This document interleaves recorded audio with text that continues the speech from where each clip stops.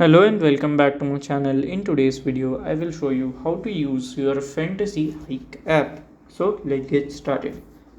So to use that, it is very easy. So basically, you can open that app. Okay. So the Fantasy Hike app basically is an app where you can directly use that app to when you will just going to a fan like hikes, and if you want to use, then you can use the app shows you the meter that you have traveled using their devices, and you can use in the Fantasy Hike app, and it's very easy to use and very helpful for the trackers to track that. So basically in my device the Fantasy Hike does not support, that's why I can't show you, but I can explain you like this way.